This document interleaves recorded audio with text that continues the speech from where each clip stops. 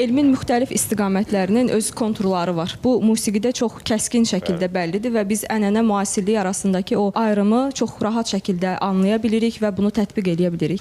Bilavasitə Kamal bəyədir sualım ki, siz ədəbiyyatda bu konturları, bu meyarları necə cızırsınız? Sizi şeirin növbəti həyatı oxunması, səslənməsi və onun oxucunun hansı səviyyədə dərk etməsi mi maraqlandırır və bu mənada siz sadələşməyi özünüzə bir zərurətmi hesab edirsiniz? Yoxsa dövrün ədəbi mühiti gənc şairlərin dilini bəlkə bir qədər sadə üslubda formalaşdırır? Bunu bilmək istərdim. Bizdə ənənələr olduğuna görə gənc şairlərin az qismi indi məni kimi yazır.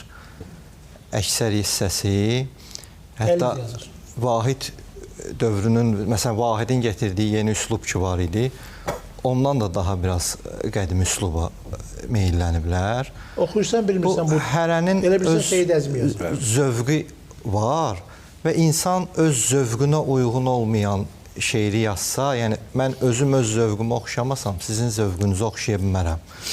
Bunu şairə biz də sifariş vermirik. Məsələn, o şeir məclisində də görürük, bu o üslubda yazır. İçindən bu gəlir də. İçindən o gəlir.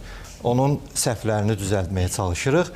Bir şərtlə ki, yazıldığı üsluba uyğun olsun. Məsələn, bir oxucu təsəvvür eləyir xəyalında bir aşiq obrazı. Bu, əgər bunu xeymədə görürsə, qəzəlin sözləri, təşbihlər filan o dövrün dilinə aid olmalıdır.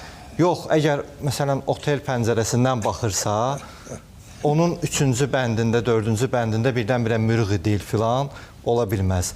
Amma bizdə adətən fərq qarışdırırlar. Məsələn, əruzla qəzəli. İstənilən əruz vəznində şeirə qəzəl deyirlər. Əruz sadəcə olaraq bir ölçüdür və bunu məsələn, demək ki, məsələn, filankəs əruzu bilirsən necə bilir, bu çox gözəl şairdir. Bu, bir növ oxşayır hansısa dərzinin destimetri, millimetri bilməyinə görə tərifləməyimizə. Əruz sadəcə bir ölçüdür. Ona görə biz əruz vəzinini istənilən digər şeir növlərində istədiyimiz yenilikləri eləyə bilirik.